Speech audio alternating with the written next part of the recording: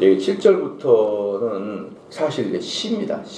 시인데 그래서 다음에 제가 그 시편하고 또 연결시켜서 제가 좀 이것도 설명을 해드릴 텐데요. 다음에 오후 예배 때 시편 때 이게 다 시편의 내용이 다 또 있어요. 시편 내용이 있는데 근데 그 시편의 내용이 거의 대부분 무명시로 돼 있어요.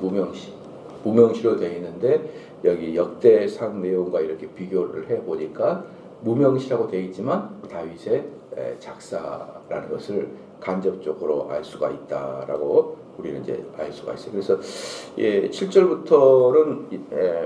7절부터는 그 언약궤가 예루살렘에 들어오는 것에 대한 감사, 축제, 그것에 대한 시, 이게 실제로 쭉 나오게 되는 겁니다. 그래서 이제 예를 들어서 이제 8절부터 22절까지 오늘 볼 건데 8절부터 22절까지의 내용은 시편 한번 예를 들어 볼까요? 시편 105편 가볼게요. 시편 105편.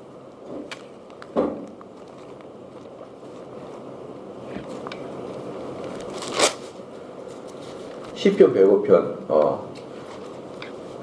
여호와께 감사하며 1절부터 15절까지가 1절 15절까지가 지금 방금 우리가 읽었던 내용. 그러니까 시편 105편 전체가 다 아니라 1절부터 15절까지가 방금 내용을 보면 잠깐 읽어보니 여호와께 감사하라. 그 이름을 불러 아르되 그 형사를 만민 중에 알게 할지어다. 그에게 노래하며 그를 찬양하며 그의 모든 기사를 말할지어다. 그 성호를 자랑하라. 무릇 여호와를 구하는 자는 마음이 즐거워져. 이렇게 방금 읽었던 내용과 거의 비슷하죠. 그런 식으로 해가지고 열왕기에서 역대상 16장 내용은 시편 여기저기에게 산재해 있어요. 그런데 그 제목 보십시오. 그 보면은 이스라엘을 향하신 하나님의 사랑에 써 있지만 저자가 나와 있지 않잖아요. 그냥 무명이에요. 무명인데 우리는 추론하기를 다윗이 썼거나 아니면 다윗을 계승한 누군가가 썼을 것이다 라고 추측할 수가 있는 것이죠. 그렇게 이제 성경은 그런 식으로 이렇게 또 합리적인 추론을 해 나가는 겁니다. 그래서 이제 여기서 보면은 7절에 그날에 다윗이 아삭과 그 형제를 세워 위선은 우선입니다. 우선 먼저 여호와께 감사하게 하여 이르기를. 그러니까 다윗이 아삭, 지금 아삭이 누굽니까?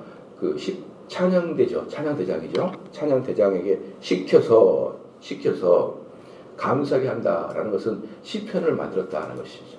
그러니까 다윗이 시편을 만들어 가지고 아삽에게 연주하도록 다윗이 줬는지, 아니면 다윗이 아삽에게 시편을 만들려고 이렇게 명령을 내렸든지, 아니면 어떤 부분은 다윗이 쓰고 어떤 부분은 아삽이 썼는지를 모르겠지만 그건 모르는 거예요.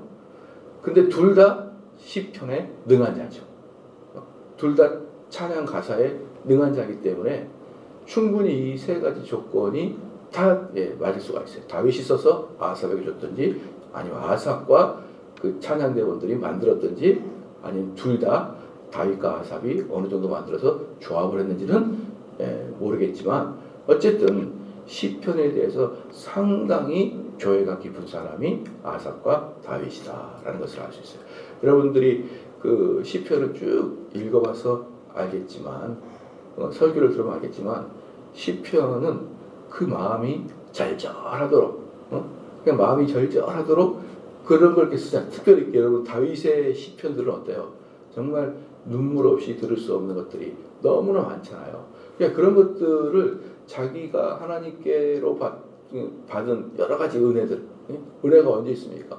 엄청나게 고난 속에서 죽을 수밖에 없는 상황에서 그 살려주신 하나님을 표현해내는데 다윗은 천재였다. 그리고 다른 아삽의 시도 엄청나다. 왜 그것들이 천재였느냐? 성령의 영감을 받은 시였기 때문에. 그냥 시가 아니라 성령의 영감을 받은 그러한 하나님의 주신 놀라운 시편이기 때문에. 그래서 요즘에 이게 시들은 그 시들을 읽어보면 가끔 가다가 가슴이 절절하고 먹먹한 그런 시들이 있어요. 요즘 시들도. 요즘 시가 아니라 옛날에 시 보면은 제가 제일 좋아하는 시긴 한데 누군지는 모르 한시인데 그런 내용이 있어요. 어머니가 제일 좋아하시는 것은 홍시인데 그 홍시가 내 손에 있는데 어머니는 어디 가느냐 그런 시가 있거든요. 그런 시는 이렇게 가슴이 좀 짠하게 내려오는 있잖아요. 예. 그런 것들처럼 시들이 우리 마음을 뭐랄까 따뜻하게 적셔주는 것이 많지는 않아요. 요즘 시를 보면. 그런데 이 시편은 어때요? 그것과 또 비교가 안 되는 아주 영혼까지 침투해서 우리의 내면을 완전히 하나님께 드러낼 수 있는 그런 것들로 구성되기 때문에 이 시편을 여러분들이 제가 제대로 안다 그러면은 시편의 언어와 뉘앙스를 빌려가지고 여러분도 시를 한번 만들어보는 게 어떨까 그런 생각도 많이 해봐요. 그런 능력 있는 사람들이 은사가 있는 사람들이 시편의 시를 좀 모방해가지고 좀 자기 걸로 해가지고 이렇게 한번 시도 만들어보는 게 참 좋지 않을까라는 생각입니다. 어쨌든요, 7절에 그날에 다윗이 아삭과 그 형제를 세워 위선하여 여호와께 감사하게 하여 이르기를. 지금 7편은 뭐예요? 7절은 뭡니까?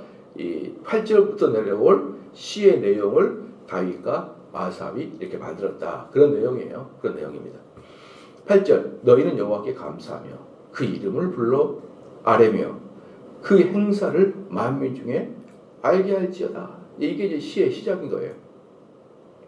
여호와께 감사하라. 감사하라. 왜? 구약 내내 지금 역대기에 나오기 이전, 다윗이 나오기 이전부터 그 이전부터 이스라엘에게 계속 하나님께 약속을 맺은 게 뭐냐면 그 하나님의 존재가 이스라엘 백성과 함께 하겠다는 거예요. 응? 이스라엘 백성과 함께 아브라함부터 그 언약을 맺어준 거예요.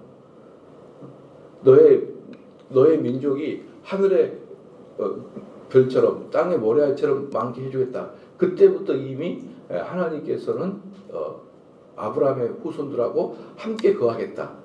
이 언약이 아브라함부터 쭉 내려왔던 겁니다. 그래서 요 시편 중간 부분에 아브라함의 이야기부터 나와요. 아브라함부터 맺어진 언약이 너에게 주겠다. 근데 그게 뭐예요? 너희 백성 안에 여호와 하나님이 임재하겠다. 그 내용이거든요. 그 내용을 우리 구약에 있는 사람들은 다윗부터 그 이전부터 다윗까지 이르는 그 모든 사람들은 하나님이 그렇게 임재할 것에 대해서 항상 약속을 듣고 살단 말이에요. 약속을. 그렇잖아요. 언약을 맺고 살았는데 그 약속이 어때요? 지금 이 시간에 그 임재가 내려온다 이 말이에요. 우리 아브라함의 조상부터 내려왔던 그 언약이 이제 예루살렘으로 당도했다. 다윗의 시대 때 이제 이루어졌다. 그러니까 그 기쁨과 찬양이 어마어마하다라는 것을 지금 이야기하는 것이죠. 그냥 갑자기 하나님의 언약궤 온 게 아니라 수천 년부터 약속이 임했는데 그 약속이 드디어 우리에게 임했다. 그런 내용인 것입니다. 그래서 여호와께서 감사하며 그 이름을 불러 아뢰며 그 행사를 만민 중에 알게 할지다. 그 행사가 뭡니까? 그 언약을 맺은 것에 대한 결과가 행사예요.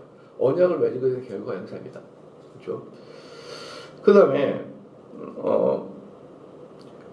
그에게 노래하며 그를 찬양하며 그 모든 기사를 말할지어다. 그러면은요, 이제 제가 지난번에도 말씀드렸지만 로마서가 이제 올해까지 해서 끝나거든요. 근데 참 감사하게도 숨가쁘게 달려와서 올해 12월 마지막 주에 이제 끝나요. 끝나게 됐습니다. 끝나게 되고 이제 1월 첫째 주부터 이제 창세기를 할 건데 창세기를 하기 전에 언약 신학을 제가 좀 가르쳤습니다 그랬잖아요. 그 언약 신학이라는 게 뭐냐 그러면은 이 모든 것이 하나님과 예수 그리스도의 언약 안에서 이루어지는 것을 그걸 먼저 여러분이 봐야 돼요. 그러니까 여기서도 지금 여기 시편에서도 나타나는 게 뭐냐면 언약에 대한 하나님께 감사해요. 우리는 구약 창세기 3장 15절 원시복음에서 그냥 하나님께서 우리에게 약속을 해줬잖아요. 약속. 여자의 후손이 뱀의 머리를 상하게 할 것이라고 약속을 해줬잖아요. 약속을. 그 약속의 결과물이 뭐예요? 예수 그리스도란 말이에요. 예수 그리스도가 골고다에서 못 박힐 때 사실은 마귀가 우리 예수님을 못 박았다고 생각하지만 사실은 그 못 박은 자체가 하나님께서 약속하셨던 언약의 성취가 바로 골고다에서 못 박은 사건이었거든요. 그렇잖아요. 그러니까 그 언약의 사건이 창세기부터 시작해가지고 예수님까지 광대하게 그 도도한 뭡니까 강의 흐름처럼 천천히 흐르면서 어때요? 그 언약이 성취되는 것이 성경 전체 이야기라고. 그러니까 창세기를 할 때 그 이야기를 하고 성경 전체를 한번 쭉 이렇게 훑은 다음에 그 과정에서 창세기를 봐야 창세기가 언약의 시작점으로서 그게 잘 보일 수 있어요. 지금 여기서도 보니까 지금 다윗이 찬송하는 게 뭐예요? 그 언약의 하나님께서 우리에게 언약을 성취한 것이죠. 그러니까 다윗을 봤을 때는 그 언약이 완전히 성취지만 우리가 봤을 때는 큰 언약 그 뒤에 뭐가 있어요? 예수님의 성취의 그 중간 부분이 바로 이거. 다윗의 입장에서는 그 언약이 성취됐지만 우리 입장에서는 반 정도 성취가 된 것이죠. 그러니까 어때요? 그 언약에 대한 성취에 감사와 기쁨이 지금 넘쳐난다라는 것이죠. 그런데 그 이제 18절에 너는 여호와께 감사하며 그 이름을 불러하려며 그러면 그것에 대한 감사는 뭐냐? 그 감사에 대한 반응이 우리는 하나님께 찬양하는 거예요. 찬양. 하나님의 언약을 하나님께서 언약을 베푸신 것을 우리에게 허락하셨어요. 허락하셨을 때 그럼 성도는 어떤 것을 갖고 있어야 되냐? 그것에 반응을 가지고 있어야 된다. 그 반응이 뭐예요? 당연히 그 반응은 여호와께 찬양하는 것이죠. 찬양하는 것이다. 여호와께. 그래서 이제 여호와께 찬양하는 것이다라는 것을 이제 여러분 이제 분명히 알아야 됩니다. 그래서 이제 이런 부분들이 오늘 여기 이제 나타난 시의 흐름이다라는 것이고, 그러면 그 찬양할 때 그럼 어떻게 해야 되느냐? 그분의 기사를 뭡니까? 말로 표현하는 것이죠. 그러니까 우리 뭡니까? 기독교하고 다른 종교의 차이가 하나 분명한 게 있어요. 뭐냐면 다른 종교는요 명상을 통해서 만들어낸 거예요. 명상을 통해서 어떤 그 종교의 창시자가 또 하는 유명한 어떤 도인이 그 지리산이나 어디 산꼭자에 들어가 가지고 촛불 켜놓고 명상을 하면서 이게 명상으로 글을 쓰는 것이죠. 예를 들어서 이제 석가모니 같은 경우도 보리수 밑에서 명상하다가 깨달았잖아요. 그렇잖아요.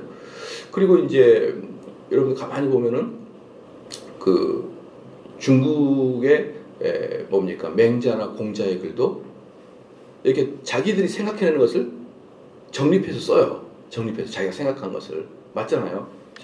그래서 탁 써요. 근데 그 글들이 깊죠. 읽어보면 무릎을 치면서 그렇구나라고 탐복할 수 있는 그런 분들이니까 그 수천 년 동안 추종자들이 있는 거잖아요. 그잖아요.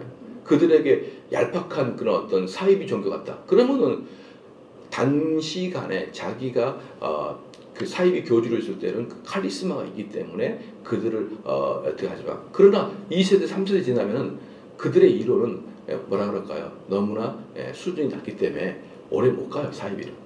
그러나 뭐 공자나 맹자, 소크라테스 이런 그들의 글들은 수천 년 동안 이어나올 수 있도록 또 씻고 또 씻고도 어때요?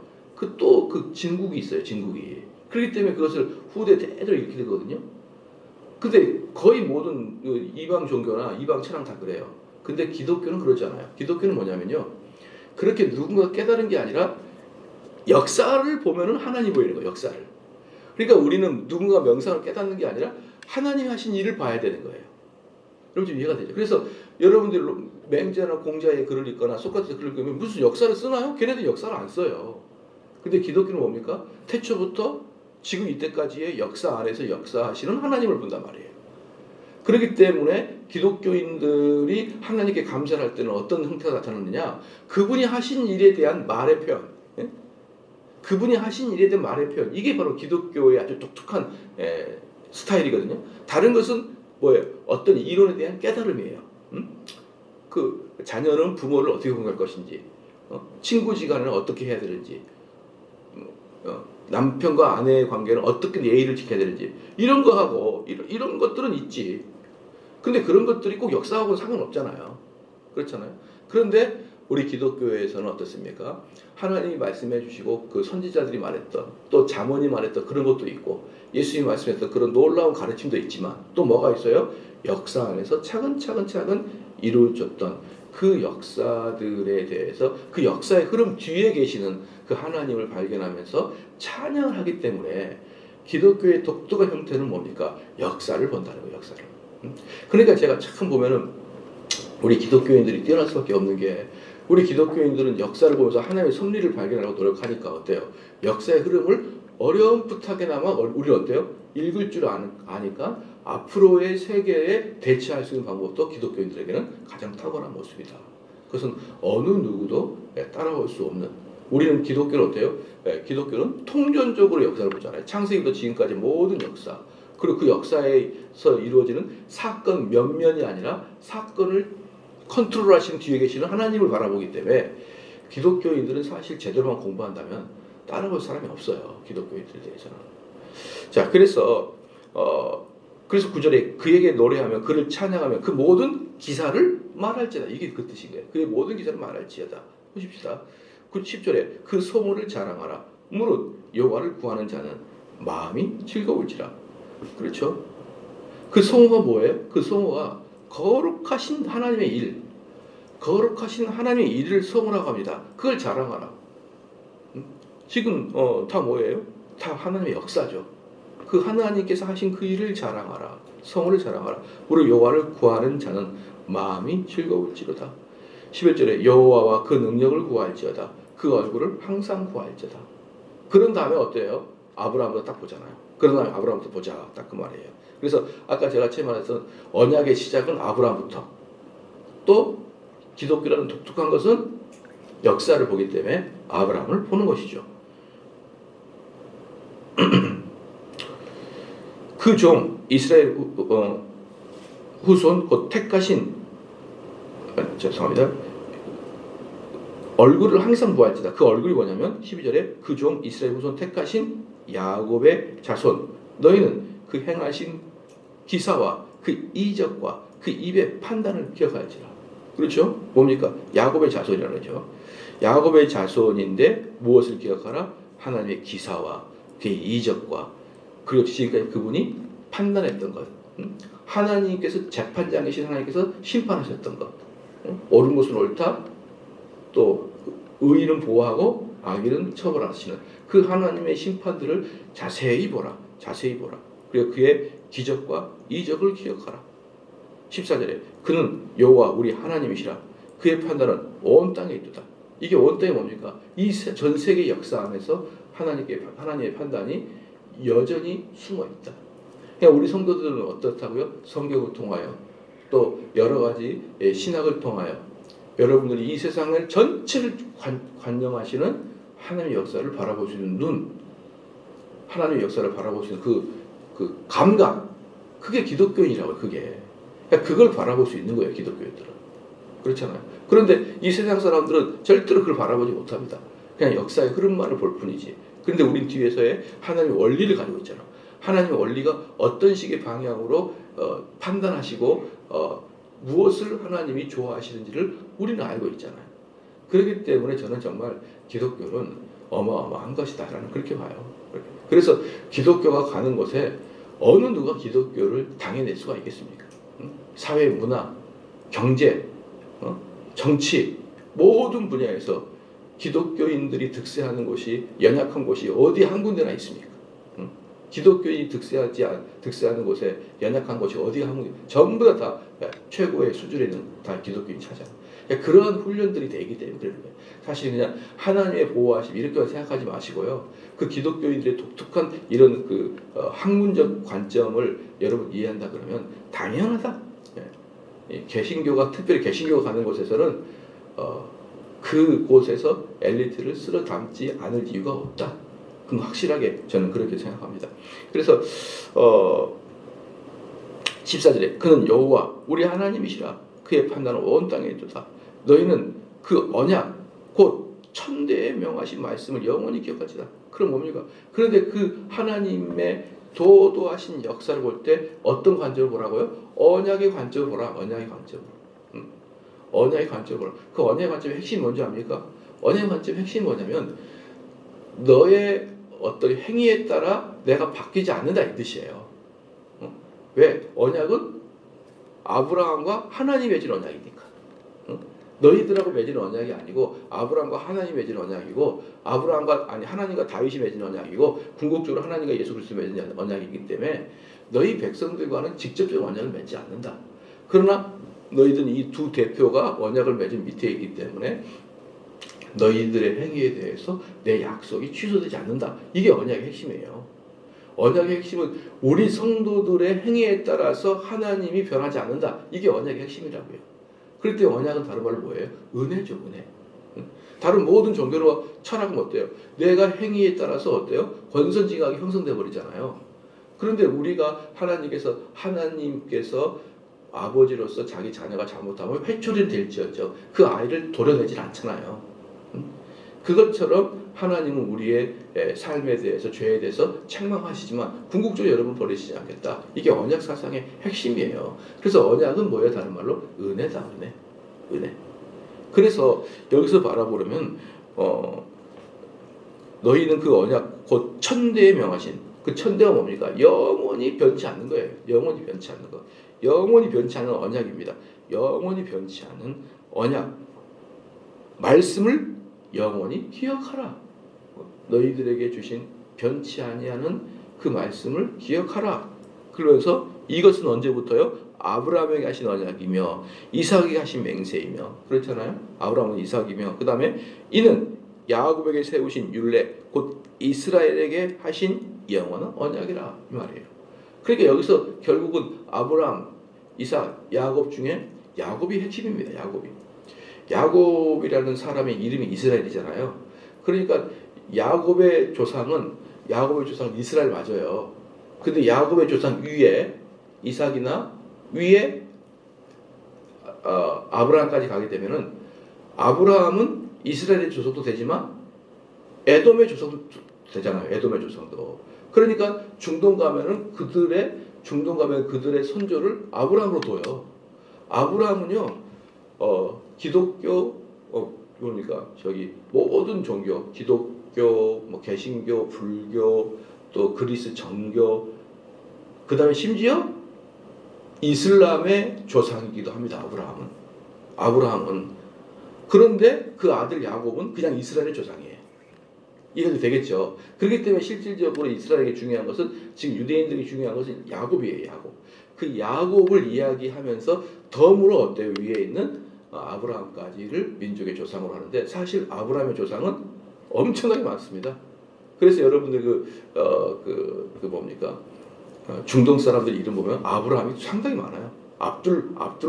압둘라바도 이름은 많지만 아브라함 이것도 많습니다. 그러니까 사실은 정통 우리들의 민족의 뼈다 그러면은 야곱이죠. 그래서 여기서 보면은 결국은 이스라엘의 조상 야곱으로 이렇게 포커스를 맞춰주면서 그 이스라엘하고 맺은 언약을 기억하라는 것이죠. 그런데 왜 역대기 기자는 그렇게 지금 이것을 언약의 이야기를 하고 또 야곱의 이야기를 하느냐? 이때가 뭐예요? 바벨론에서 포로로 귀환한 상태에 다시 너희들의 정체성이 뭐냐는 걸 보여준 거예요. 응? 포로로 있다가 이제 이스라엘 다시 본토로 귀환했잖아요. 그래서 이 역대기의 저자를 누구로 본다고요? 학사 에스라로 본다고. 그래서 포로로 귀환한 사람을 딱 앉혀놓고 에스라가 우리 민족의 아이덴티티가 뭔지를 쫙 보여주려고 하는 게 역대기란 말이에요. 역대기. 우리는 이런 민족이다. 그래서 보여주면서 그 핵심이 뭡니까? 우리는 하나님의 언약 백성이고 그 언약 백성의 핵심은 언약궤가 법궤가 우리 예루살렘에 들어온 그런 우리가 그런 백성이다. 그런 백성. 그러니까 우리는 정치, 사회, 경제 이런 걸로 선도하는 게 아니라 우리는 신앙과 더 나아가서 하나님께 제사드리는 제사장의 나라가 우리 이스라엘의 아이덴티티다. 이것을 보여주고 있는 것이 지금 역대기서입니다. 기도하시겠습니다.